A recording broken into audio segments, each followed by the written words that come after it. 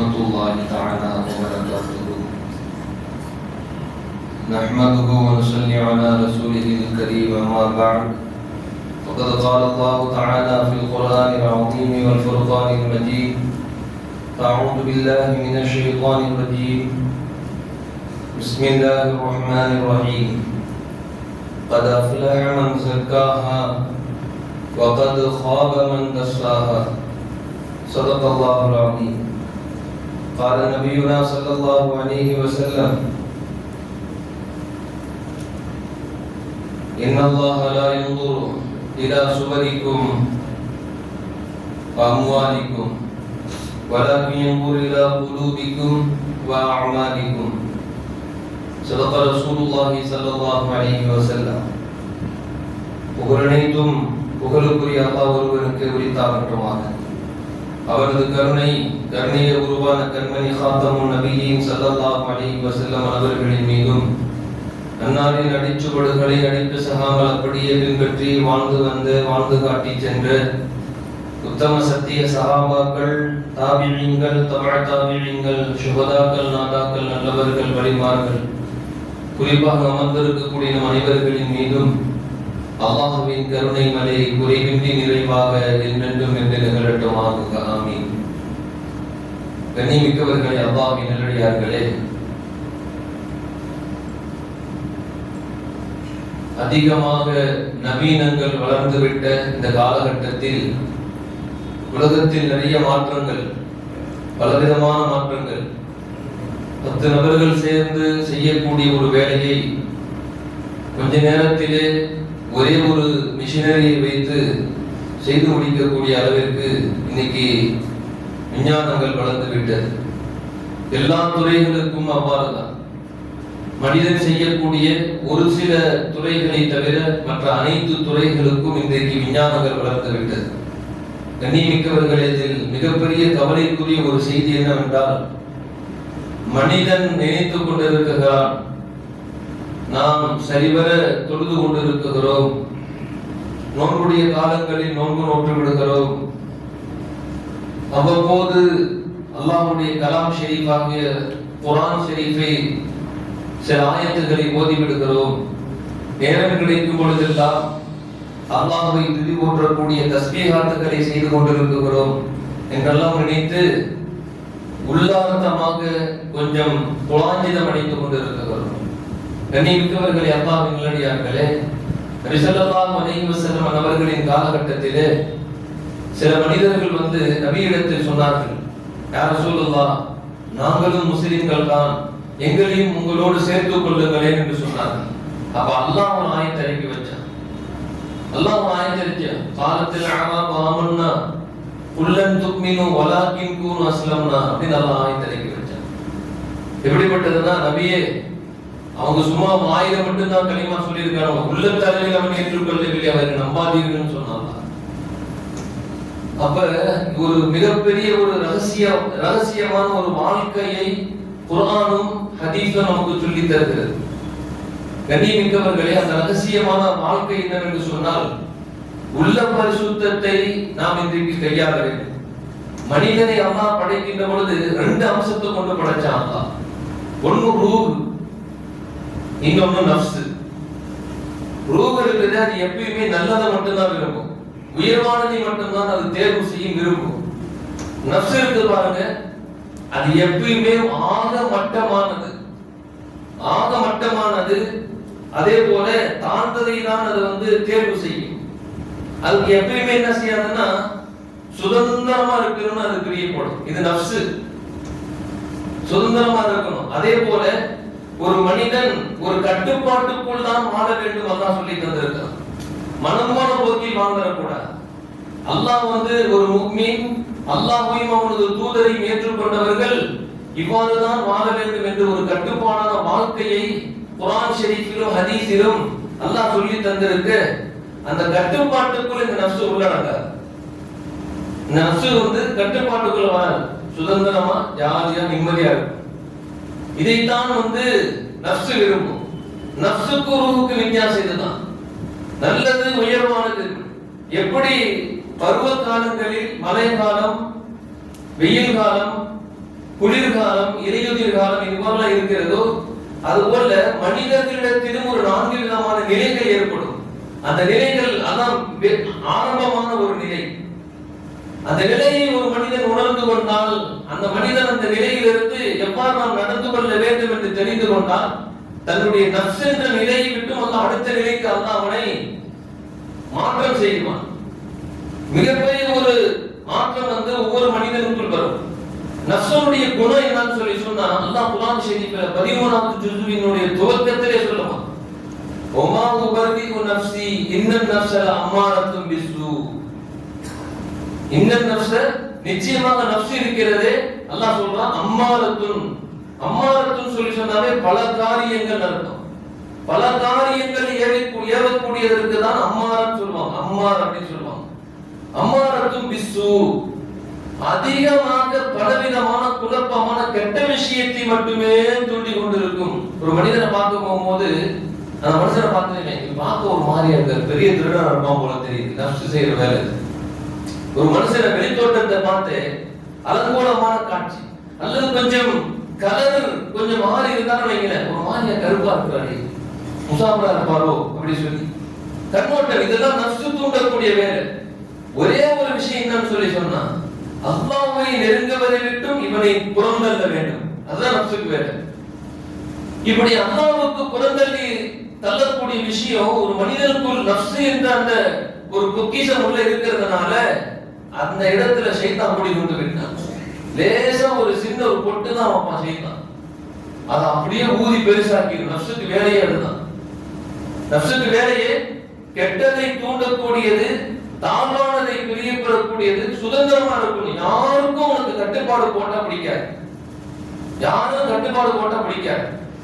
ஏன்னா போய் நீங்க என்ன சொல்லி பாருங்க, வீட்டுல நம்ம கட்டிட்டு வந்த மனைவிட்ட 5 நேரம் தொழுது, கஜூர் தொழுதாம டீ வைக்காது, முசீபத் அப்படி சொன்னா நீங்களே அன்னையோட முடிஞ்சவர், அன்னையோட அவருக்கு கொஞ்ச நெஞ்ச நிம்மதியும் போயிடும். வீட்டுல ஒரு கட்டுப்பாடுக்குள் கொண்டு வர வேண்டும் என்று சொல்லி ஒரு தன்னை சார்ந்து இருப்பவர்களிடத்தை எடுத்து சொன்னாலும் கூட ஏற்றுக்கொள்ள முடியாத ஒரு நிலை, நஃப்ஸானியத்தை மிகைந்திருக்கக்கூடிய, மிகைத்து போய் இருக்கக்கூடிய ஒரு வாழ்க்கையை இன்றைக்கு வாழ்ந்து கொண்டிருக்கிறோம். நம்ம கிட்ட வந்து தினம் காலையில் ஃபஜ்ருக்கு வந்துடணும், லுஹருக்கு வந்துடணும், அஸ்ருக்கு வந்துடணும், மக்ரிபுக்கு வந்துடணும், மக்ரிப் தொழுகைக்கு பின்னாடி கொஞ்ச நேரம் குர்ஆன் ஷரீஃப் ஓதணும், கொஞ்ச நேரம் ஹதீஸ் ஷரீஃபை படிச்சு 4 நல்ல செய்திகளை கேட்டுக்கணும், மார்க்க சார்ந்த சட்டத்திட்டங்களை நீங்கள் தெரிந்து கொள்ள வேண்டும் அப்படின்னு சொல்லிட்டு ஒரு ஊருடைய முத்தவள்ளியோ தலைவரோ சொல்றாரு. நம்ம எல்லாம் இஸ்லாமியர்கள், ஒரு அறிவிப்பு செய்யறாருன்னு வைங்களேன், நம்ம எல்லாம் இஸ்லாமியர்கள், ஃபஜ்ர் தொழுதோம் எல்லாரும் வந்து கொஞ்ச நேரம் குர்ஆன் ஷரீஃப் ஓதிங்க. நம்ம ஊருக்கு ஹஸரத் போட்டிருக்கிறதுனால இருக்கிற வரைக்கும் பயன்படுத்திக்கிறோம். எல்லாரும் குர்ஆன் ஷரீஃப் ஓதுங்க, எல்லாரும் சட்டத்திட்டம் தெரிஞ்சுங்க. மக்ரிபுக்கு பின்னாடி வந்து சூரா வாக்கியா எல்லாம் ஓதி வீட்டில் இருக்கக்கூடிய பராமரிப்புக்கெல்லாம் நீங்க போகணும் அப்படின்னு எல்லாரும் உட்கார்ந்து கொஞ்ச நேரம் துவா செய்யுங்கன்னு சொன்னாலும் வைக்கிறேன், அங்கே இருந்து அவருக்கு பிடிக்காம போயிடும். ஒரு அல்லாஹ் சொன்ன வரையறைக்குள் ஒரு நல்ல விஷயத்தை ஒரு கட்டுப்பாட்டுக்குள் வர வேண்டும் என்று சொல்லி நம்மளோடு கலந்து உறவாடி கொண்டு இருக்கக்கூடிய உறவுகள் சொன்னாலும் சரி, நம்மளோடு சேர்ந்து இருக்கக்கூடிய எப்படிப்பட்ட ஒரு உயர்ந்த மனிதன் சொன்னாலும் சரி பிடிக்காது. ஏன்னா அந்த நஃப்ஸானியத்தை மிகைத்து இருக்கிறது என்று அர்த்தம்.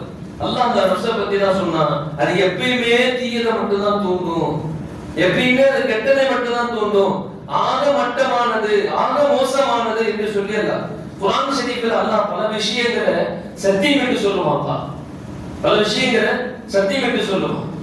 ஆனா நஃப்ஸை தஸ்கியத் செய்யக்கூடிய, நஃப்ஸை பரிசுத்தப்படுத்தக்கூடிய விஷயத்துக்கு மட்டும் 11 சத்தியம் சொல்றான். வஷம்சி வதுஹாஹா அப்படி சொல்லுவான் அல்லாஹ். 11 சத்தியம் செஞ்சு கத் அஃப்லஹ மன் ஸக்காஹா. அல்லாஹ் சொன்னாவே சத்தியம் தான். அல்லாஹ் 11 சத்தியம் செஞ்சு சொல்றான். 11 விஷயத்தின் மீது நான் சத்தியம் என்று சொல்றேன். கத் அஃப்லஹ மன் ஸக்காஹா.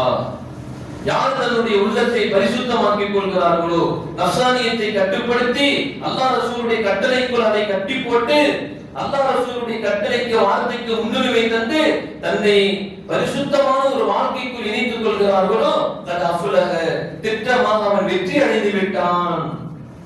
அல்லாஹ் குர்ஆன் ஷரீஃப்ல சொல்றது 11 தடவை சத்தியம் இருக்கு. ஒரு விஷயத்தை உண்மை என்று பிறருக்கு நம்ப வைக்கும் போது நம்ம என்ன செய்யணும்னா சத்தியமா சொல்றேன், என் புள்ள மேல சத்தியமா சொல்லுவா. ஒரு கட்டம் மேல போய் என் புள்ள மேல சத்தியமா சொல்றப்பா நம்பு, நான் சொல்றத நம்புன்னு சொல்லுவோம். அல்லாஹ் சொல்றான், மனிதன் பலகீனமானவன், மனிதன் பலவீனமானவன். 11 விஷயத்தின் மீது சத்தியம் என்று சொல்றான், உள்ளத்தை நீ பரிசுத்தப்படுத்திக்க, நீ வெற்றி அடைந்து விடுவாய், நீ ஜெயம் பெற்று விடுவாய் அல்லாஹ் சொல்றான். அந்த ஒரு வாழ்க்கைக்குள் நம்ம அதை பற்றி யோசிப்பதற்கோ அந்த வாழ்க்கையை நாம் வாழ வேண்டும் என்ற சிந்தனைக்குள் நம்மால் போகவே முடிவதில்லை. அதை பற்றி நமக்கு தெரியாது. அப்படி ஒரு மனிதன் தன்னுடைய நஃப்ஸை அடக்கி விட்டால் அந்த மனிதனுக்கு அல்லாஹ் அடுத்து சொல்றான். அடுத்து என்ன சொல்றனா, அந்த நிலையை அடையக்கூடிய அந்த நிலைக்கு மீன் சத்தியம் என்று சொல்றான். லா உக்ஸிமு பியௌமில் கியாமா வலா உக்ஸிமு பின் நஃப்ஸில் லவ்வாமா. நஃப்ஸுடைய நிலையை விட்டு அல்லாஹ் அடுத்த நிலைக்கு ஒரு மனிதன் மாத்துறாருன்னா லவ்வாமா என்ற அந்த நிலையை அடையும் அந்த நஃப்ஸின் மீது சத்தியமாக அல்லாஹ் சொல்றான். லா உக்ஸிமு பியௌமில் கியாமா வலா உக்ஸிமு பின் நஃப்ஸில் லவ்வாமா.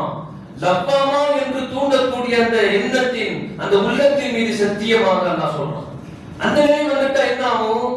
அந்த லவ்வாமாவுடைய நிலை என்ன ஆகும்? இந்த நஃப்ஸ் கெட்ட விஷயத்தை மட்டுமே தூண்டக்கூடிய அந்த நிலையை மட்டும் அடுத்த நிலைக்கு போகனா அந்த மனிதனுடைய மனதில் இப்படி ஒரு மாற்ற நிலை ஏற்படும். எது செஞ்சாலும் கேள்வி கேட்கும். லவ்வாமாவுடைய நிலை என்ன? எது செஞ்சாலும் கேள்வி கேட்கும். நல்ல விஷயம் செஞ்சாலும் சரி, தீயது செஞ்சாலும் சரி, கேள்வி கேட்கும். சில சஹாபாக்கள் எல்லாம் ஒன்னு சேர்ந்து பேசுறாங்க. நபி ஸல்லல்லாஹு அலைஹி வஸல்லம் அவர்கள் சொல்லக்கூடிய அந்த வார்த்தை, அந்த வாழ்க்கையின் பிரகாரம் நம்மளால நடக்க முடியலையே. நம்ம என்ன செய்யலாம்? ஏதாவது நடக்குது, அங்க உட்கார்ந்து இருக்கும்போது நபி ஸல்லல்லாஹு அலைஹி வஸல்லம் சொல்றதை கேட்டா அப்படியே உள்ளமெல்லாம் அப்படியே லகிச்சிருது. அல்லாஹ் ரசூலுடைய விஷயத்துல லகிச்சு போய் நடக்குது, இறையச்சம் கூடி போயிருது. ஆனா அதை விட்டு வெளியே வந்ததுக்கு பின்னாடி நம்ம எல்லாம் மாறி போயிருது. அந்த வாழ்க்கையை நம்மளால வாழ முடியலையே என்று சொல்லி எல்லாம் சேர்ந்து பேசுறாங்க. அதுக்கு என்ன செய்யறது? ஒரு கவலை வருது பாருங்க. இந்த கவலை வந்தாலே நல்ல விஷயங்களை நம்மளால செய்ய முடியலையேங்கிற ஒரு கவலை வந்தா லவ்வாமாவுடைய ஆரம்ப நிலை. நல்ல விஷயங்களை செய்யணும், நம்ம செய்யாமே வாழ்றோமே அப்படின்னா நஃப்ஸுடைய நிலையை விட்டு அல்லாஹ் அந்த மனிதன் அடுத்த கட்டத்திற்கு அல்லாஹ் என்ன செய்யறான்? தள்ளுகிறான். ஏன் இப்படி தள்ளணும்னு சொல்லி சொன்னா அந்த நஃப்ஸு தான், நஃப்ஸானியத்து தான் மனித உடலின் இயக்கம். அது மனித உடலினுடைய இயக்கமே அதுதான். பிரியாணி நமக்கு பிடிச்சமான உணவு நமக்கு பிரியாணி. அதுவும் கூட நல்ல சிந்தனை இருக்கணும். ஏதோ ஒரு மூளை கராபாயிடுச்சுன்னு வைங்களேன், ஏதோ ஒரு டென்ஷன் இருக்குது. அம்மா சொல்றாங்க, தம்பி சாப்பிட்டு அப்புறம் யோசனை பண்ணுறா, தூக்கிட்டு போமா, சும்மா எப்ப பார்த்தாலும் சோறு டென்ஷன் ஆகும். மூளை என்ன செய்யும்? நஃப்ஸ் நீ மனசுக்குள் ஒரு விதமான நிம்மதி நிலை இல்லை. நம்மளை இயக்கக்கூடிய அந்த நஃப்ஸானியத்தினுடைய அந்த நஃப்ஸானியத்தில் அந்த பிரச்சனை பெருசா போயிருச்சு. நமக்கு பிடிச்ச உணவு வச்சாலும் கூட பிடிக்கிறது இல்லை. மனித உடலின் இயக்கம் அதுதான். அல்லாஹ் சொல்றான், அந்த இயக்கத்தை நான் சரி செய்வேன். என்னுடைய வார்த்தைக்கு நீ மதிப்பளித்து என் ஹபீபின் வாழ்க்கைக்குள் நீ வருகின்ற பொழுது அந்த நஃப்ஸானியத்தை அடித்து ஒடுக்கி லவ்வாமா என்ற நிலைக்கு நான் தள்ளுவேன். சஹாபாக்கள் சேர்ந்து முடிவு செஞ்சாங்க, இதுக்கு ஏதாவது ஒரு முடிவு கட்டணும், இதுக்கு ஏதாவது நம்ம முடிவு கட்டணும், வாழவே முடியாம போய்கிட்டே இருக்குது அப்படி சொல்லிட்டு ஒரு சஹாபி சொன்னாங்க. ஏன்னா முத முடிவு எடுக்கிறாங்க, இனிமே நான் கறியை சாப்பிட மாட்டேன். கறி சாப்பிட்டாதான் உணர்வுகள் அதிகமாகுது, ஆசைகள் அதிகமாகுது, கறியை இனிமே சாப்பிட மாட்டேங்க முடியும். இன்னொரு சஹாபி சொன்னாங்க, இனிமே இரவு முழுக்க நான் தூங்க போறதே இல்லை, ஒரே இபாதத்து தான், ஒரே இபாதத்துல இறங்கிட வேண்டியதான். இன்னொரு சஹாபி, இனிமே திருமணமே செய்யக்கூடாது, இனிமே என்ன செய்யக்கூடாது? திருமணமே செய்யக்கூடாது, மனைவியோடு நான் சேரவே மாட்டேன் அப்படின்னு முடிவு எடுத்துட்டாங்க. இன்னும் சில சஹாபாக்கள் கூடி பேசிக் கொண்டிருந்த அந்த குழுவுல இன்னும் சில சஹாபாக்கள் இப்படி பண்ணுறாங்க, ஏப்பா இப்படி தனித்தனியா முடிவு எடுத்து, எல்லாத்துக்கும் ஒரே பிரச்சனை, நம்மளுடைய ஆண் உறுப்பு தான் பிரச்சனை. அதை நீக்கிட்டா வேலை முடிஞ்சு போயிடும், நேரம் நபி ஸல்லல்லாஹு அலைஹி வஸல்லம் போனாங்க, யா ரசூலல்லாஹ், எங்களுடைய ஆண் உறுப்புகளை நாங்கள் அழித்து எரிந்து விடலாம் இருக்கிறோம், அதுக்கு நீங்க அனுமதி தர வேண்டும், மார்க்கத்தில் அனுமதி இருக்கிறதா? நபி ஸல்லல்லாஹு அலைஹி வஸல்லம் எல்லாத்தையும் கூப்பிட்டு கண்டிச்சாங்க. என்னை நீங்கள் பாருங்கள், நான் என்ன செய்வேன்? திருமணம் முடித்திருக்கிறேன், குழந்தைகளோடு நான் குழந்தையை பெற்றெடுத்திருக்கிறேன், நான் என்ன செய்வேன்? இரவு நேரங்களில் வணங்குகிறேன், சில நேரத்தில் தூங்கி விடுகிறேன், தொழுகிறேன், சில நேரத்தில் தொழுகை விட்டு விடுகிறேன், இரவு தொழுகை. ஹதீஸ் ஷரீஃபில் அதான் விளக்கணும் வார்த்தைகளை. நபி ஸல்லல்லாஹு அலைஹி வஸல்லம் செல்லத்து தொழுகிறாங்க விட்டுறாங்க, அப்புறம் தான் நமக்கு விட்டுற வேண்டியதானே. இந்த ஹதீஸ் ஏன் கருத்து இவ்வளவு சூழல அப்படி யோசிக்கக்கூடாது, பெரிய சிக்கலாயிடும். நபி ஸல்லல்லாஹு அலைஹி வஸல்லம் உபரி வணக்கங்கள் தஹஜ்ஜுடைய தொழுகையை கடமையான உடனே நபி ஸல்லல்லாஹு அலைஹி வஸல்லம் 2 நாள் தொழுக வச்சாங்க. கூட்டம் பள்ளி நிரம்பிருச்சு. 3ஆவது நாள் நபி ஸல்லல்லாஹு அலைஹி வஸல்லம் வரல. சஹாபாக்கள் வெயிட் பண்ணி பார்த்தாங்க, பிலால் ரலியல்லாஹு ஃபஜ்ருக்கு பாங்க சொல்லிட்டாங்க. சஹாபாக்களுக்கு ஒரே வருத்தம். நபி ஸல்லல்லாஹு அலைஹி வஸல்லம் ஃபஜ்ர் தொழுகை பாங்க சொன்ன பின்னாடி வீட்ல இருந்து வராங்க. நபி ஸல்லல்லாஹு யா ரசூலல்லாஹ், தாங்கள் இன்னைக்கு தொழுக வர முடியாம போய் தூங்கிட்டீங்களோன்னு சொல்லி கேட்டாங்க. நான் தூங்கலாம் இல்லப்பா. நபி ஸல்லல்லாஹு அலைஹி வஸல்லம் சொன்னாங்க, நான் 3ஆவது நாள் தொழுதேன்னு சொன்னா தஹஜ்ஜுது அல்லாஹ் உங்களுக்கு ஃபர்தாக்கி விட்டுருப்பான். உங்களுக்கு ஃபர்தான தொழுகை 6 வக்தா இருக்கும். நபி ஸல்லல்லாஹு அலைஹி வஸல்லம் சொன்னாங்க 6 வக்தா இருக்கும். அதனால தான் நான் என்ன செஞ்சிட்டேன், இன்னைக்கு வரல, நான் வீட்லயே தொழுதுட்டேன்னு சொல்லி சொன்னாங்க. அப்படி சில நேரத்துல நபி ஸல்லல்லாஹு அலைஹி வஸல்லம் தொழுகுவாங்க, தொழுகாமி விட்டுருவாங்க. என்னை பாருங்கள், என்னை விட உங்களுக்கு முன்மாதிரி உலகத்தில் வேறு யாருன்னு கேட்டாங்க. என்னை விட உங்களுக்கு வாழ்க்கையில் முன்மாதிரி வேறு யார், வேறு யார் உங்களுக்கு வழிகாட்ட முடியும்? என்னை நீங்கள் பின்பற்றுங்கள், நீங்கள் உங்களுடைய அந்த விஷயத்தை நீங்கள் குறித்துக் கொள்ளுங்கள், நீங்கள் எடுத்த சபதத்தை நீங்கள் குறித்துக் கொள்ளுங்கள் என்று சொல்லிட்டு நபி ஸல்லல்லாஹு அலைஹி வஸல்லம் அவங்க எடுத்த முடிவுக்கெல்லாம் கலைக்க சொல்லிட்டாங்க. எடுத்த முடிவுக்கெல்லாம் கலைக்க, குடும்பத்தோடு இருங்கள், பிள்ளை குட்டிகளோடு இருங்கள், நீங்கள் தொழுகுங்கள், இரவு இபாதத்தை செய்யுங்கள், 2-3 நாள் தொடர்ச்சியா செய்யுங்க, ஒரு நாள் தூங்குங்க. உங்களுடைய உடல் அசதியாகி விட்டதா அன்னைக்கு தொழுகாம தூங்குங்க. பசி அதிகமாகி விட்டதா சாப்பாட்டுக்கு முன்னுரிமை கொடுத்து சாப்பிட்டு அப்புறம் வந்து தொழுது. நபி ஸல்லல்லாஹு அலைஹி வஸல்லம் எவ்வளவு விஷயத்தில் நமக்கு இந்த உம்மத்திற்கு சலுகை தந்திருக்கிறார்கள். கண்ணியமிக்கவர்களே, ஹஸன் பஸ்ரி ரஹ்மத்துல்லாஹ் நபி ஸல்லல்லாஹு அலைஹி வஸல்லம் வம்சத்தில் வரக்கூடியவர்கள். ஹஸன் பஸ்ரி ரஹ்மத்துல்லாஹ் அவங்க என்ன சொன்னாங்கன்னா, லப்பாமா அப்படிங்கிற அந்த நஃப்சானியத்தினுடைய நிலையை குறித்து சொன்னாங்க. நஃப்ஸுங்கிற நிலையை விட்டு லப்பாமாங்கிற நிலைக்கு ஒரு மனிதன் சென்று விட்டால் அவன்கிட்ட எப்படி இருக்கும் அப்படின்னு சொன்னா, பாதையில போயிட்டு இருக்கான், எதை செஞ்சாலும் கேள்வி கேட்கும், எதை செஞ்சாலும் கேள்வி கேட்கும். அந்த லப்பாமாவுடைய நஃப்ஸ் சாப்பிட்டாலும் கூட, என்ன நீ சாப்பிடுற, இது ஹராமா ஹலாலான்னு நீ யோசனை பண்ணியா, ஹராமா ஹலாலான்னு யோசனை பண்ணியா, நீ சாப்பிட்ட உணவுக்கு கேள்வி அல்லாஹ் கேட்டாலும் அதுக்கு என்ன பதில் சொல்லுவேன்? அல்லாஹ் நீ இந்த நேரத்துல சாப்பாடு கொடுத்தான், அந்த சாப்பிட்ட சாப்பாட்டுக்கு என்ன கைமாறு செஞ்ச நீ அல்லாஹ்வுக்கு, என்ன செஞ்சேன்னு கேள்வி கேட்டா என்ன பதில் சொல்ற, என்ன வச்சிருக்கிறது கேட்குமா? இந்த நிலை ஒரு மனிதனுக்கு வந்து விட்டா அல்லாஹ் நமக்கு இன்னைக்கு நல்ல முறையில் ஒரு குளிர்ந்த நீரை குடிக்க வைத்தான். குளிர்ந்த நீரை குடிக்க வச்சான். அல்லாஹ் உனக்கு குளிர்ந்த நீரை கொடுத்தானப்பா, அழகான கூலிங்கான தண்ணி குடிச்சிட்ட நீ அல்லாஹ்வுக்கு என்ன செஞ்சேன்னு கேள்வி கேட்க வைக்குமா? அப்பாவுடைய நிலையே அதுதான். அல்லாஹ்வுக்கு என்ன செஞ்ச, அல்லாஹ் உன்கிட்ட கேள்வி கேட்டானா என்ன செய்வேன்னு சொல்லி அந்த நிலை. அரசரதி எல்லாம் ஒரு தடவை உமரதி எல்லாவுக்கு பின்னாடி வேக வேகமா போறாங்க. உமரதி எல்லாம் நேரா போனாங்க, போய் நேரா ஒரு தோட்டத்துக்குள்ள புகுந்துட்டாங்க. உமரதி எல்லாம் அரசரதி எல்லாம் பின்னாடி போனவங்க தோட்டத்துக்கு வெளியே நின்றுட்டாங்க. அரசரதி எல்லாம் பின்னாடி வந்தது உமரதி எல்லாம் கவனிக்குது. சஹாபாக்கள் எப்படி எல்லாம் தன்னுடைய நஃப்சானியத்தை கட்டுப்படுத்தி தன்னுடைய நிலை அந்தரங்களை எந்த அளவுக்கு பரிசுத்தப்படுத்தி கொண்டார்கள். உமரதி எல்லாம் உள்ள போனதுக்கு பின்னாடி அவங்க சொல்றாங்க, ல தத்தகியனி அல்லாஹு பி இப்னில் ஹத்தாபி அவ் ல யுஅஸபன்னக, அப்படி ஒரு வார்த்தை சொல்றாங்க. ஹத்தாபின் மகனே, நீ மட்டும் அல்லாஹ்வை பரிபூர்ணமான முறையில் நீ அஞ்சவில்லை என்று சொன்னால் அல்லாஹ் உனக்கு அதாபை இறக்கிடுவான், ஜாக்கிரதைன்னு சொல்லி சொன்னாங்க. அதாபை உனக்கு இறக்கிடுவான், ஜாக்கிரதை. இன்னைக்கு நம்ம வாழ்க்கையில பெரிய முசீபத்து வந்ததுன்னா நம்ம தான் காரணமா. ஏன்னா எந்த விஷயத்தை அல்லாஹ்வை நம்புறது இல்லை, இந்த விஷயத்திலையும் அல்லாஹ்வை நம்புவதே இல்லை. கண்ணியமிக்கவர்கள், நபி ஸல்லல்லாஹு அலைஹி வஸல்லம் ஒரு சாதாரண ஒரு சின்ன ஒரு செய்தி நிறைய பயான்கள்ல கேள்விப்பட்டிருப்போம், படிச்சிருப்போம் ஹதீஸில் கூட. செருப்புவார் அறுந்து விட்டாலும் கூட, சாதாரண விஷயம், செருப்புவார் அறுந்து விட்டாலும் கூட அல்லாஹ்விடத்தில் துஆ செய்யுன்னு சொல்லி சொன்னாங்க. ஏன்னு சொல்லி சொன்னா, சின்ன சின்ன விஷயத்திலும் கூட யா அல்லாஹ் செருப்போர் அறுந்து விட்டது, அதை சரி செய்யும் பாக்கியத்தை அதை சிறப்பான முறையில் ஆக்கி தருவாய் அப்படின்னு சொல்லி துஆ செய்திடணும். இல்லைன்னா வைக்கல, செருப்போர் அந்த உடனே செருப்பு தைக்கிறவன் எங்க இருக்குன்னா, செருப்பை சரி செய்யும் ஆற்றல் அந்த அறிவுத்திறன் செருப்பு தைக்கிறவனுக்கு மட்டும்தான் இருக்குது. அதை வழிகாட்டக்கூடிய அல்லாஹ்வுக்கு இல்லைன்னு அர்த்தமாயிருமா? கண்ணியமிக்கவர்களே, சஃபர் மாசத்துடைய கடைசி இது, ரபியுல் அவல் மாசம் இன்றைய மகரிபிலிருந்து தொடங்க போகிறது. நிறைய நபர்களுக்கு மனசுக்குள்ள ஒரு கேள்வி இருக்கும், அந்த ஒடுக்கத்து புதன் லா சஃபர வலா தய்யரத்த அப்படி சொல்லிட்டு ஹதீஸ். அதுல 2 விதமான ஹதீஸ் இருக்கும். ஒண்ணு, தொற்று நோய் என்பது இஸ்லாத்தில் இல்லை, பீடை என்பது சஃபரில் இல்லை அப்படின்னு சொல்லப்பட்டிருக்குது. ஆனா அதே சஃபரை பத்தி பேசும்போது, அதே விஷயத்தை பேசும்போது இன்னொரு ஹதீஸ்ல ஒரு ஊர்ல நோய் பரவி கொண்டிருந்தால் அந்த ஊருக்கு யாரும் போகாதீங்க. நோய் பரவி கொண்டிருக்கக்கூடிய ஊர்ல இருந்து யாரும் வெளியூருக்கு போகாதீங்க. இது ஏன் இப்படி ஒரு ஹதீஸ் சொல்லப்பட்டிருக்குது? அப்படிதான் சொல்லி யாரும் யோசிக்கிறது இல்லை. குழம்பி போயிடுவாங்க மக்கள்.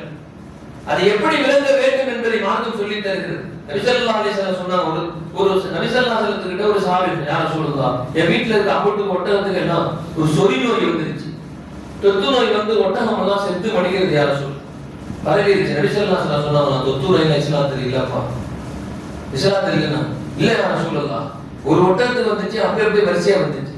அப்படியாப்பா, முதல் ஒட்டகத்துக்கு நோய் கொடுத்தது யாருன்னு கேட்டாங்க. அந்த ஒட்டகத்துக்கு எப்படி முதல் வந்துச்சுன்னு கேட்டாங்க. அந்த சஹாபி தெரிஞ்சு போய் நின்னாங்க. நபி ஸல்லல்லாஹு அலைஹி வஸல்லம், அல்லாஹ் இவ்வாறு தான் ஆக வேண்டும் என்று இருந்தால் ஆகியே தீரும். ஏன் இப்படி சொன்னாங்க நபி ஸல்லல்லாஹு அலைஹி வஸல்லம்? பரவி கொண்டிருக்கக்கூடிய ஊருக்குள்ள நீ போகாத அப்படின்னு சொன்னா, இந்த மனிதர் உள்ள போய் ஒருவேளை இவருக்கு அந்த நோய் வந்தால் ஈமானுக்கு பங்கமாயிடும். இஸ்லாத்துல தொத்து நோய் இல்லைன்னு சொன்னாங்களே, இந்த ஊருக்கு வந்த பின்னாடி வந்துருச்சே, இந்த ஊருக்கு வந்ததுக்கு பின்னாடி வந்துருச்சே அப்படிங்கிற ஒரு ஈமானுடைய பலகீனம் ஏற்படும் என்பதால் நீ போகாத. இங்கிருந்து ஒரு மனிதர் வெளியே போனார், நோய் வந்ததுனால இவர் ஊர் விட்டு வெளியே போனதுனால அங்க யாருக்கான வந்துருந்துச்சுன்னு சொல்லி சொன்னா இவனாலதான் அங்க வந்துச்சுன்னு சொல்லிட்டு பிறருக்கும் ஈமானின் பங்கம் ஏற்படும். ஆகவே என்ன செய்யாதீங்க, அந்த ஊர்ல இருந்து யாரும் வெளியே போகாதீங்க. ஒரு ஊர்ல நோய் பரவிக்கொண்டே இருக்கிறது, எல்லாருக்கும் ஒரே மாதிரி சுகவீனம் ஏற்பட்டு கொண்டே இருக்கிறது, அந்த ஊருக்குள்ள நீங்க போகாதீங்கன்னு சொன்னா உங்களுடைய ஈமானின் பலகீனம் ஏற்படும்.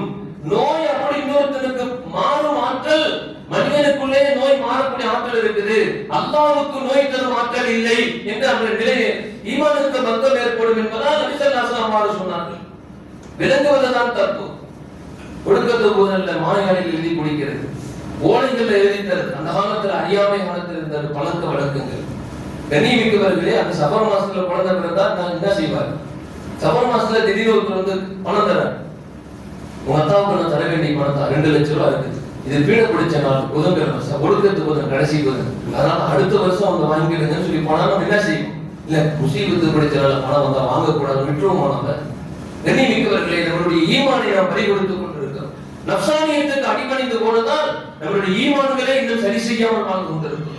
அல்லாஹ் நம்மை பாதுகாப்பானாக. நபி ஸல்லல்லாஹு அலைஹி வஸல்லம் அவங்க சொன்னாங்க, உங்களுடைய ஈமானை, உங்களுடைய தக்வாவை நீங்கள் சரி செய்யாமல் விட்டுவிட்டால் அல்லாஹ்வுடைய அதாபே இறங்கும்னு சொல்லி சொன்னாங்க. அல்லாஹ்வுடைய அதாபே இறங்கும்னு சொன்னாங்க.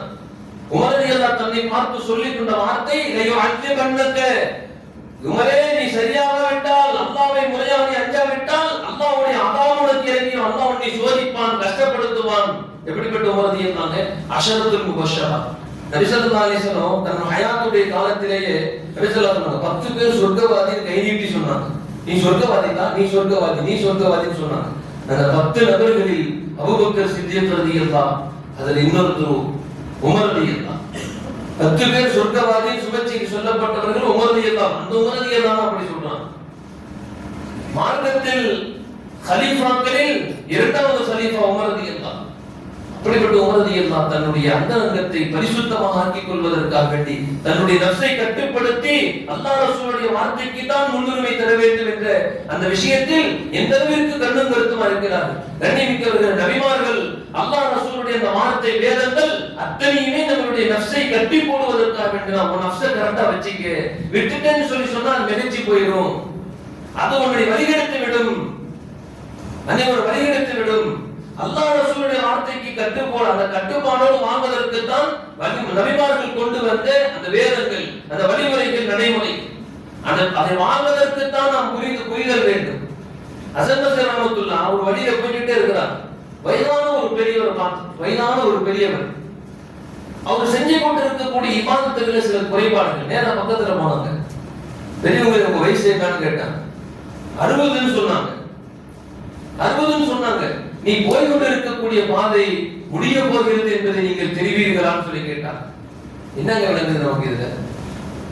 60 வயசானவங்க ஒருத்தங்க இருக்கிறாங்க, அவர் செஞ்சுக்கிட்டு இருக்கக்கூடிய இபாதத்துல சில குறைகள் இருக்குது. நேரம் போனாங்க, வயசு என்னன்னு கேட்டாங்க. 60 வயசு இருந்தாங்க. நீங்க போய் கொண்டிருக்கக்கூடிய பாதை முடிய போகிறது என்பதை தெரியுமான்னு கேட்டாங்க. நமக்கு என்ன விளக்கம்? ஒண்ணுமே விளங்க. அந்த காலத்துல நம்ம கொஞ்சம் அறிவாளிகள். அவங்க உடனே அந்த பெரியவர் சொன்னாங்க, இன்னாலில்லாஹி வ இன்னா இலைஹி ராஜிஊன். இன்னாலில்லாஹி வ இன்னா இலைஹி ராஜிஊன் அந்த பெரியவர் சொல்ல. ஹசன் பஸ்ரி ரஹ்மத்துல்லாஹி ஏன் இப்படி ஒரு வார்த்தை சொன்னாங்க? கிதாபில் எழுதுறாங்க, நபி ஸல்லல்லாஹு அலைஹி வஸல்லம் உம்மத்துக்கு வயசு 60க்கு 80க்கு மத்தியில் தான். ஆயுள் காலம் முடிய போகுதுங்கிறது சொல்றாங்க ஷார்ட்டா. நீங்கள் பயணித்துக் கொண்டிருக்கக்கூடிய இந்த பாதை உங்கள் வாழ்க்கை 60 ஆயிடுச்சு, 70 தான் முடிய போகுது, உங்களுக்கு எந்த நிக்கிறீங்கன்னு சொல்றாங்க. அவங்க உடனே சொல்றாங்க, ஆஹா நம்ம வாழ்க்கை முடிய போகுதுன்னு அவர் பெரியவர் புரிந்து கொண்டார். அவங்க சொல்றாங்க, இன்னாலில்லாஹி வ இன்னா இலைஹி ராஜிஊன். சொன்ன உடனே இந்த திக்ரினுடைய இந்த குர்ஆனின் ஆயத்தினுடைய அர்த்தம் உங்களுக்கு தெரியுமா? அடுத்து பிடிக்கிறாங்க ஹசன் பஸ்ரி ரஹ்மத்துல்லாஹி. இந்த வார்த்தை என்னன்னு உங்களுக்கு தெரியுமா? தெரியாதேன்னு சொல்றாங்க. அவங்க சொல்றாங்க, இன்னாலில்லாஹி அல்லாஹ்விற்காக தான், அல்லாஹ் தான் எல்லாமேன்னு சொல்லி முடிக்கிறீங்கல்ல, அல்லாஹ்வுடைய அடியான் தான்ங்கிறது ஒரு விஷயம் உள்ள இருக்கு. இரண்டாவது செய்தி வ இன்னா இலைஹி ராஜிஊன், எல்லாரும் நம்ம அவன் பக்கம் தான் திரும்ப போறோம்னு ஒரு செய்தி இருக்குது. அதுக்குள்ள இன்னொரு செய்தி இருக்கு, தெரியுமான்னு கேட்டாங்க. மூணாவது ஒரு செய்தி உனக்கு தெரியுமான்னு கேட்டாங்க. அல்லாஹ்வுடைய அடிமையா இருக்கிறோம் பூமியில, அல்லாஹ்வின் பக்கம் தான் போகணும். போனதுக்கு பின்னாடி அல்லாஹ் கேள்வி கேட்பான், அதுக்கு தயாராயிட்டீங்களான்னு கேட்டாங்க. அழுகுறாங்க, அப்படி அழுகுறாங்க. என் வாழ்க்கை 60 ஆண்டு காலம் நான் மீனெடுத்து விட்டேனே, என் வாழ்க்கையை நான் விளக்காமலே வாழ்ந்து விட்டேனே, இந்த ஆயத்திற்கு இப்படி ஒரு அர்த்தம் இருக்கிறது, இந்த துஆவிற்கு இப்படி ஒரு அர்த்தம் இருக்கிறது, விளக்காமலே வாழ்ந்து விட்டேனே. இந்த வார்த்தையின் இந்த துஆவின் வாசலே, இந்த துஆவினுடைய அந்தரங்கமே இதுதான். இன்னா இலைஹி ராஜிஊன், எல்லாருமே அல்லாஹ் பக்கம் திருப்பப்படுவோம். திருப்பப்பட்ட உடனே அங்க கேள்வி கேட்கப்படும். அதுக்கு கேள்விக்கு நீங்க தயாராட்டீங்கன்னு சொல்லி கேட்டாங்க. அப்படியே அழுது விட்டார்கள், துடித்து போய் விட்டார்கள் அந்த பெரியவர். கண்ணியமிக்கவர்களே, அல்லாஹ்வின் நல்லடியார்களே, நபி ஸல்லல்லாஹு அலைஹி வஸல்லம் அவர்கள் எவ்வளவு பெரிய வாழ்க்கை கற்றுத் தருகிறார்கள். முஆத் இப்னு ஜபல் ரலியல்லாஹு தூங்க போகும்போது சொல்வாங்க, அல்லாஹ்வுடைய நன்மை எதிர்பார்த்து தூங்குகிறேன். என்னங்க இப்படி சொல்றீங்க? நீ தூங்க போறப்ப அல்லாஹ்வுடைய நன்மை நான் எதிர்பார்க்க போறேன். சஹாபாக்கள் கேட்டபோது முஆத் இப்னு ஜபல் ரலியல்லாஹு சொன்னாங்க, கொஞ்ச நேரம் தூங்கிடுவேன், அடுத்து நான் கண் விழித்து எழுந்து அல்லாஹ்வுடைய இபாதத்துகளை குறையில்லாமல் உற்சாகத்தோடு நான் நிறைவேற்றுவேன், அதற்காக வேண்டி நான் தூங்க போறேன்னு சொன்னாங்க. நபி ஸல்லல்லாஹு அலைஹி வஸல்லம் சொன்னாங்க, அந்த தூக்கமும் அல்லாஹ் உனக்கு இபாதத்தாக்கி விட்டான்னு சொல்லி சொன்னாங்க. சுப்ஹானல்லாஹ். நம்ம தூங்க போறது கூட, ரப்பே நான் இப்ப சீக்கிரமா தூங்குறேன், தஹஜ்ஜத் எழுந்திருச்சு தொழுகணும் அப்படிங்கிற நியத்துல தூங்கி பாருங்க, அந்த தூக்கமும் கூட அல்லாஹ் இபாதத்தாக்குறான். சிந்தனை தான், அந்த எண்ணங்கள் தான், அந்த எண்ணத்திற்கு அல்லாஹ் கூலி, எண்ணத்திற்கு அல்லாஹ் கூலி. நல்ல சிந்தனைகள் உள்ளத்தில் கொண்டு வர வேண்டும், அது நம் மீது கடமை. லப்பாமாவுடைய நிலையே அதுதான், லப்பாமாவுடைய நிலையே அதுதான். தூங்கினாலும் கூட அதில் இப்படிதான் இருக்க வேண்டும் என்று சொல்லி ஸல்லல்லாஹு அலைஹி வஸல்லம் அவர்கள் இன்னும் சொல்லுவார்கள். எப்படிப்பட்டவர்கள்? ஸல்லல்லாஹு சொன்னாங்க, அந்த லப்பாமாவுடைய நிலையில் ஒரு மனிதன் நிறைவு பெற்று விட்டால், லப்பாமாவுடைய நிலைக்கு அஹ்சன் சொல்லி சொல்லுவாங்க, இஹ்சான் சொல்லி சொல்லுவாங்க. இஹ்சான் சொல்லி சொன்னா உள்ளத்துக்கு பயிற்சி கொடுத்து கொண்டே இருக்க வேண்டும், உள்ளத்துக்கு பயிற்சி கொடுத்து கொண்டே இருக்கணும். என்ன பயிற்சி? தொழுகையில தக்பீர் கட்டுமோ, அது தொழுகைக்குள் இருக்கவே இருக்காது, தொழுகைக்குள் இருக்கவே இருக்காது, ஒருபோதும் இருக்காது. இது இத்தனை இங்க போய் அங்க போய் இங்க போய் ஊர் ஊரா நாடு நாடெல்லாம் சுத்திட்டு வரும். நம்மளுடைய நஃப்ஸ் என்ன செய்யும்? வேற ஏதாவது காரியம் செய்யும் போது கூட கவனமா வண்டி ஓட்டும் போது கூட வேற சிந்தனை வராது. இங்க போகணும், ஸ்பீட் பிரேக் வரும், இங்க டர்ன் வரும், இங்க போன பின்னாடி லெஃப்ட் எடுக்கணும், ரைட் எடுக்கணும், நேரா போகணும், சந்து வந்து இப்படி திரும்பணும், அதெல்லாம் கரெக்டா வேலை செய்யும். தொலைவுக்குள்ள மட்டும் அந்த தக்பீர் கட்டின உடனே எங்கதான் போகும்னே தெரியாது, எங்கேயாவது போயிட்டு இருக்கும். நபி ஸல்லல்லாஹு அலைஹி வஸல்லம் சொன்னாங்க, உன் உள்ளத்தை நீ பயிற்சி அளித்துக் கொண்டே இரு. அடே வானகட்டவனே, உன்னை படைத்த ரப்புக்காக வேண்டி நீ இபாதத் செய்கிற பொழுது அந்த 2 ரக்காத், அந்த 4 ரக்காத் தொழுகும் நிலை, அந்த நேரம் கூட உன்னால் படைத்தவனுக்காக வேண்டி உன் சிந்தனையை அல்லாஹ்விற்காக வேண்டி ஆக்க முடியாமல் போகிறது. நீ உலகத்தில் வாழ்ந்து என்ன சாதிக்க போகிறாய்ன்னு சொல்லி, உலகத்தில் என்ன சாதிக்க போற? நீ உலகத்தில் என்ன சாதிக்க போற? படைச்சவனுக்கு முன்னாடி 2 ரக்காத் ஒரு 4 ரக்காத் தொழுகும் நேரம் கூட உன் சிந்தனை நேர்படுத்த முடியவில்லை. நீ என்ன பெரிய பலசாலி, நீ ஏன் உலகத்தில் வாழ்ந்து கொண்டிருக்கிறாய்?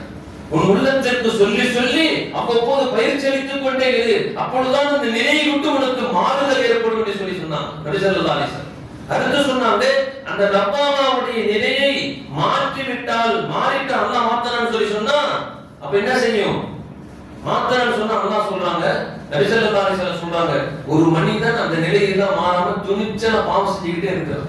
துணிச்சலா பாவம் செய்யறான் வைங்களேன், அல்லாஹ் பார்க்க மாட்டான். அல்லாஹ் ஒரு ஆளே கிடையாது. நம்ம பார்க்கல உலகத்துல செஞ்சா மௌத்தா போன பின்னாடி வாழ்க்கை முடிஞ்சிச்சுன்னு ஒரு மனிதன் அல்லாஹ் பார்க்கலன்னு சொல்லி துணிச்சலோடு பாவம் செய்தால் ஃபஹுவ காஃபிருன், அவனுக்கு சொல்றாங்க அவன் காஃபிர்னு சொல்லி சொல்றான். அல்லாஹ் பார்க்கல, அல்லாஹ்வை மறுக்கிறான். அல்லாஹ் பார்க்கிறான்னு தெரிந்த ஒருவன் பாவம் செய்தால் உலகத்தில் அவனை விட மோசமான படிப்பு வேற எதுவும் இல்லை என்று சொல்கிறார்கள். வெட்கங்கெட்டவன் என்று எழுதுகிறார்கள், ஹயா இல்லாதவன் என்று எழுதுகிறார்கள். கண்ணியமிக்கவர்களே, இந்த ரெண்டு நிலையில் எந்த நிலையில் நாம் இன்றைக்கு வாழ்ந்து கொண்டிருக்கிறோம்? நம்மை நாமே பரிசோதித்துக் கொள்ள வேண்டும். இந்த லப்பாமாவுடைய நிலையை விட்டு மாறிவிட்டால் முத்துமையின் தான். இந்த அப்பா அம்மா வந்து நப்சு என்ன செய்யும்னா கேள்வி கேட்டுக்கிட்டே இருக்கும். நல்லது செஞ்சாலும் ஏன் கம்மியா செய்யணும், கொஞ்சம் நிறைய செய்யும். பாவம் செஞ்சா ஏன் இப்படி பாவம் செய்ய, அல்லாஹ் உன்னை தண்டிச்சிட மாட்டானா, அந்த உணர்வை கொடுத்து கொண்டே இருக்கும். இந்த நிலையை விட்டு அடுத்த நிலை மாறிட்டால் முத்துமையின் தான் சொல்லி சொன்னாங்க. அந்த முத்துமையின் தான் இதுக்கு நேர எதிர்ப்பதும். கேள்வியே கேட்டார், சொர்க்கம் இருக்குதா, அல்ஹம்துலில்லாஹ். நரகம் இருக்குதா, ஒப்புக்கொள்ளணும். நான் எங்க இருக்கும், அது எப்படி இருக்கும், அதுக்குள்ள இப்படியா, அது இப்படிப்பட்ட, அது கேட்கவே கேட்காது. சந்தோஷமா அல்ஹம்துலில்லாஹ், கஷ்டமா அல்ஹம்துலில்லாஹ், நஷ்டமா அல்ஹம்துலில்லாஹ், எல்லா நிலையும் பொருந்தி கொண்டு வாழக்கூடிய நிலை முத்துமையின் தான் என்று சொன்னார்கள் நபி ஸல்லல்லாஹு அலைஹி வஸல்லம். என்ன சொன்னாங்களா, இன்றைக்கு மார்க்கத்தை இன்றைக்கு அறிவோடு ஒப்பிட்டு பார்க்கிறார்கள். கண்ணியமிக்கவர்கள், மார்க்கத்தை இன்னைக்கு இது அறிவு ஏற்றுக்கிற மாட்டேங்கிறேன்னு சொல்றாங்க. உமர் ரலியல்லாஹு சும்மா இருக்காம காபத்துல்லாஹ்க்குள்ள போனாங்க. காபத்துல்லாஹ்க்குள்ள போனதுலயுமே ருக்குன ஹிந்துல தான் ஹஜ்ருல் அஸ்வத் கல் இருக்குது. அந்த ஹஜ்ருல் அஸ்வத் கல்லுக்கு முன்னாடி இன்ன நபி ஸல்லல்லாஹு அலைஹி வஸல்லம் கான பி ஹஃபியா அப்படி சொன்னாங்க. சொல்லி முடிச்சதுலயே தோள்பட்டையில ஒரு கை வந்து பிடிக்குது. உமர் ரலியல்லாஹு, நீ ஒரு சாதாரணமான கல்லு, உன்னை முத்தம் கொடுக்கணும் நபி ஸல்லல்லாஹு அலைஹி வஸல்லம் பேராமல் கொண்டார்கள், அதனால உனக்கு நான் முத்தம் கொடுக்கலாம்னு இருக்கேன். உமர் ரலியல்லாஹு கை பிடிச்சு சொன்னாங்க, மார்க்கத்துல அறிவையும் மார்க்கத்தையும் நீங்கள் ஒன்று சேர்த்தாதீர்கள் உமரே. அறிவையும் மார்க்கத்தையும் என்ன செய்யாதீங்க, ஒன்று சேர்க்காதீங்க. அல்லாஹ் சொல்லிட்டா அறிவை தூக்கி போட்டுருங்க அந்த பக்கம். அல்லாஹ் சொன்னதுக்கு முன்னுரிமை கொடுங்கள், ரசூல் சொன்னதுக்கு முன்னுரிமை கொடுங்கள், அதுதான் ஈமான் சொல்லி சொல்லி கத்து கொடுத்துன்னு சொன்னாங்களாம். மார்க்கத்தில் ஒரு சட்டம் இருக்கு. மோசான்னு சொல்லி காலுரை போடுவாங்க. குளிர் காலத்துல பனி தேசங்கள்லாம் பார்த்தோம்னா வைங்க, காலுக்கு தோலான ஒரு உரை போடுவாங்க. காலை கழுவிட்டு உதவு செஞ்சுட்டு காலுரை மாட்டிட்டா உள்ளூர்லயே தங்கறதா இருந்தா ஒரு நாளைக்கு எப்ப உதவு செஞ்சாலும் காலு கழுவு தேவையில்லை, மசாஜ் செஞ்சுட்டா போதும். 3 விரல வச்சு காலுக்கு மேல இப்படி ஒரு கோடு போட்டோம்னா இருக்கும், அவ்வளவுதான், பொதுவு கூடியும். பயணத்தில் இருக்கக்கூடியவராக இருந்தால் 3 நாள் வரைக்கும் அப்படி செஞ்சுக்கலாம். ஆனா அறிவு பிரகாரம் பார்த்தா மசகு காலுக்கு அடியில தான் செய்யணும். ஏன்னா நடந்து போகும்போது காலுக்கு அடியில தான் மண்ணு ஒட்டும், அழுக்கு ஒட்டும். அறிவுபூர்வமா பார்த்தா மார்க்கம் என்ன சொல்லுது, நீ காலுரை அணிந்து விட்டால் என்ன செய்யாத, உள்ளூரே தங்குற மாதிரி ஆளா இருந்தா கலக்குங்கிற அவசியம் மேலே இப்படி தீமே சொல்லுது. அசல் அறிவு அழுக்கு அடியில தான் இருக்கும், அடியில தான் நீங்கணும். அது அல்ல மார்க்கம் என்ன சொன்னா அதுதான். கணவனை இழந்த பெண்ணுக்கு இதா இருக்கணும் 4 மாசம் 10 நாள். கணவனை இழந்துருச்சு ஒரு அம்மா, கணவன் மூத்தா போயிட்டார், 4 மாசம் 10 நாள் இதா இருக்கணும். இன்னைக்கு மார்க்கத்தில் இருக்கக்கூடிய மிகப்பெரிய ஒரு குறைபாடு போன நோய் என்ன தெரியுங்களா, அந்த 3 நாள் 40 நாள் தான். 40 நாள் எதுக்கு இருக்குன்னு சொன்னா, குழந்தை பெற்ற பெண்ணுக்கு 40 நாள் நிஃபாஸ் வரும், ரத்த கசிவு இருந்துகிட்டே இருக்கும் 40 நாளைக்கு. அதனால அந்த பெண்ணு 40 நாளைக்கு என்ன செய்யணும், தொழுகை இல்லாம இருக்கும். இன்னைக்கு நிறைய மக்கள் அதுவும் இதுவான்னு தெரியாம கணவனை இழந்த பெண் 40 நாள் வெளியே சுத்த ஆரம்பிச்சிருந்தாங்க. 4 மாசம் 10 நாள் மார்க்க சொல்லுது. 3 காரணம் சொல்லுது. ஒண்ணு என்ன, கணவனோடு சேர்ந்து வாழ்ந்த அந்த காலகட்டத்தில் அந்த பெண் கருவுற்று இருக்கிறானா என்பதை பார்ப்பதற்கு 4 மாசம் 10 நாள் வெயிட் பண்ணணும், இது ஒரு காரணம். இன்னொரு காரணம், நான் கணவனோடு இத்தனை ஆண்டு காலம் வாழ்ந்ததற்காக வேண்டி துக்கம் அனுஷ்டிப்பதற்காக வேண்டி அந்த மனைவிக்கு மட்டும், அந்த கணவனோடு சேர்ந்த வாழ்ந்த மனைவிக்கு மட்டும் 4 மாசம் 10 நாள் இருந்தார். இன்னொன்னு 3வது செய்தி, அல்லாஹ்வுடைய உத்தரவு. அவர் ஆயிஷாவாக இருந்தாலும் சரியே, வயதான கிழவியாக மூதாட்டியாக இருந்தாலும் சரியே, கணவன் இறந்து போனால் 4 மாசம் 10 நாளைக்கு அவ உள்ளதான் கிடக்கணும். தன்னை அலங்கரிக்க கூடாது, ஆபரணங்கள் அணிந்து கொள்ள கூடாது. இது மாதிரி 4 மாசம் 10 நாள் இருக்கிறது மார்க்கத்துடைய சட்டம். மார்க்கத்துடைய சட்டம். இந்த மார்க்க சட்டத்தோடு அறிவு புரிஞ்சிக்கிறதையே செக் பண்ணி பார்த்துட்டா ஒரே நாள்ல தெரிஞ்சுக்கணும் அந்த பெண்ணு கர்ப்பமா இருக்கிறானா இல்லையான்னு சொல்லி. அதுக்கப்புறம் வேற நிக்கா பண்ண உடனே நீங்க நடக்கிறது அல்லாஹ் ரசூலுடைய கட்டளைக்கு மாறு செய்கின்ற பொழுது அல்லாஹ்வுடைய அதாபுகள் சோதனைகள் இறங்கிவிடும் என்பதை உணரவே இல்லை. மார்க்கத்தில் யாருமே செய்யறதில்லை, உணர்வதே இல்லை. கண்ணியமிக்கவர்களே, அல்லாஹ்வின் நல்லடியார்களே, புரைதான் சொல்லி ஒரு பெண்மணி நபி ஸல்லல்லாஹு அலைஹி வஸல்லம் காலத்துக்கு நபி ஸல்லல்லாஹு அலைஹி வஸல்லம் அந்த பெண்மணி எப்படிப்பட்ட ஒரு மனசுக்குள் தன்னை பக்குவப்படுத்தி வைத்திருக்கிறார்கள். அவர்களுடைய கணவர் முகீஸான்னு சொல்லி முகீஸா ரெண்டு பேரும் ஒரு இடத்துல அடிமையா மாட்டிக்கிட்டாங்க. மனைவிக்கு விடுதலை கிடைச்சிருச்சு, அடிமைத்தனத்திலிருந்து விடுதலை கிடைச்சிருச்சு, கணவனுக்கு கிடைக்கல. மாணவர்களுடைய சட்டம் என்ன? மனைவி பிரியப்பட்டால் அடிமையாக இருக்கக்கூடிய கணவனோடு சேர்ந்து வாழ்ந்து கொள்ளலாம் மார்க்கம் சொல்லுது. ஆனா இந்த அம்மா என்ன சொல்லிட்டாங்க? அவரோட என்ன சேர்ந்து வாழ்ந்து முடியாதுன்னு சொல்லிருச்சு. அவர் என்ன செய்யறாரு? மனைவியை நேசிக்கக்கூடியவரா இருக்கிறாரு. ஒரே கவலையில அங்கங்க எல்லாத்தையும் சொல்லிக்கிட்டே சுத்துறாரு. என் மனைவி என்னோட வாழ மாட்டேங்கிறேன்னு சொல்லிட்டாங்க, வாழ மாட்டேங்கிறேன்னு சொல்லிட்டாங்க. கவலை. நபி ஸல்லல்லாஹு அலைஹி வஸல்லம் கூப்பிட்டு பரீராவை கூப்பிட்டு சொன்னாங்க, பரீரா, உன் கணவனை நீ திருமணம் முடித்துக் கொள்ள கூடாதா, மீண்டும் நீ சேர்ந்து வாழக்கூடாதான்னு சொல்லிட்டு அந்த பரீராங்க அந்த பெண்மணி கேட்டாங்க, யார் ரசூலுல்லாஹ், நீங்க சொல்றது கட்டளையா இல்ல ஆலோசனையான்னு கேட்டாங்க. ஒரு பெண்மணிங்க கட்டளையா ஆலோசனையா? யார ரசூலுல்லாஹ், கட்டளையாக இருந்தால் என் கணவன் எதற்குமே நாக்கில்லாதவனாக இருந்தால் நான் சேர்ந்து வாழ்ந்து கொள்கிறேன், ஆலோசனையா இருந்தால் நான் வாழ மாட்டேன்னு சொல்லிட்டாங்க. எப்படிப்பட்ட ஒரு மனதின் பக்குவ நிலை கண்ணியமிக்கவர்களே, பக்குவ நிலை. ஒரு மனிதன் பக்குவ நிலை அடையலான்னு சொல்லி சொன்னா இந்த 4 விஷயத்தை எப்பயுமே மறந்துடாதீங்க. 4 விஷயத்தை எப்பயும் வாழ்க்கையில மறந்துடக்கூடாது. மனிதனுக்கு எப்பயுமே ஒரு 4 நிலை ஏற்படும். மனசுல சில சமயத்துல பாவம் செய்யறதுக்கே தூண்டிக்கிட்டே இருக்கும். என் சிந்தனைகள் முதல்ல சிந்தனைகள் தான் தூண்டும். அந்த நேரத்தில் தௌபா செய்திடணும் உடனே. இது முதல் நிலை. அந்த நேரத்தில் என்ன செய்திடணும்? தௌபா செய்திடணும். ரப்பே, பாவமான சிந்தனைகள் நேரத்தில் கூடிக்கொண்டே போகிறது, என்னை கொண்டு போய் அப்படியே பாவத்தில் விளைவித்து விடுவோம் என்று நான் அஞ்சுகிறேன் ரப்பே. அந்த நஃப்ஸையும் நீதான் படைத்தாய், நீயே என்னை பாதுகாப்பாய் அப்படின்னு சொல்லிட்டு உடனே தௌபா செய்திடணும். இரண்டாவது என்ன செய்யும் சொன்னா, இரண்டாவது ஒரு நிலை ஏற்படும். எப்பவுமே என்னன்னா பலாமுசீபத்து ஒரு மனிதனுக்கு வரும். ஒரு கஷ்டமோ நஷ்டமோ ஒரு தொழில சரிவுகளோ அந்த நாமமோ அந்த நிலை ஏற்படும் போது அவர் என்ன செய்யணும்னு சொல்லி சொன்னா உடனே மனசுல இது பண்ணிடக்கூடாது. துஆ செய்யணும், ரப்பே இந்த நிலையிலேயே என்னை வைத்து விடாதே, நிலை விட்டு என்னை மாற்றி சுபிட்சமான நிலை வாழ வைப்பாயாக அப்படிங்கிற ஒரு நிலைக்கு இந்த மனிதன் ஒரு சபரோடு இருந்து கொள்ளணும்.